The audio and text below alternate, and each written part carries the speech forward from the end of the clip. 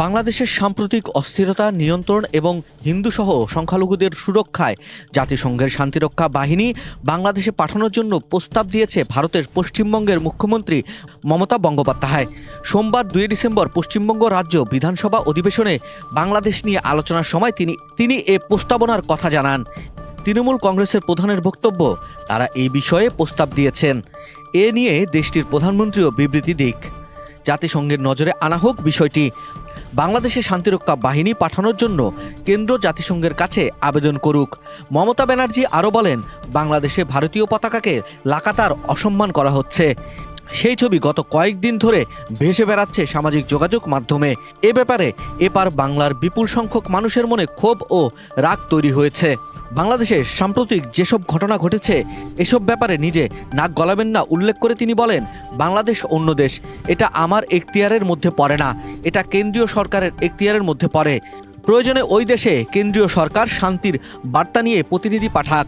কেন্দ্র জাতিসংঘের কাছে আবেদন করুক শান্তিরক্ষী বাহিনী পাঠানোর জন্য। সূত্রের খবর, পশ্চিমবঙ্গের মুখ্যমন্ত্রী তার এই প্রস্তাব আবেদন আকারে প্রধানমন্ত্রী নরেন্দ্র মোদীর কাছে পাঠাবেন।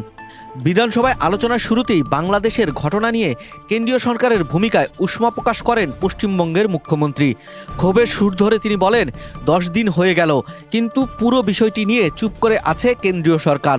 অথচ প্রধানমন্ত্রী নরেন্দ্র মোদীর দল প্রতিদিন মিছিল করছে। মিছিল করার অধিকার আছে, সীমান্ত আটকে দেওয়ারও হুঁশিয়ারি দিয়েছেন।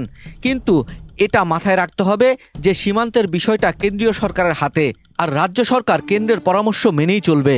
বলছে সীমান্ত আটকে দিবে, আবার খাবার দেবে না, এটা আমাদের এখতিয়ার নয়। সরকার গাইডলাইন দিলে আমরা বন্ধ করতে পারি।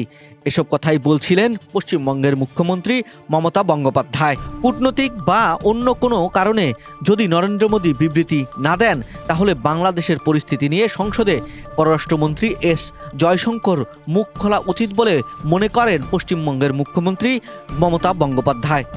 মমতা ব্যানার্জি আরও দাবি করে বলেন, ভারত বাংলাদেশ দ্বিপাক্ষিক সম্পর্ক এখন প্রায় সুতোয় ঝুলছে।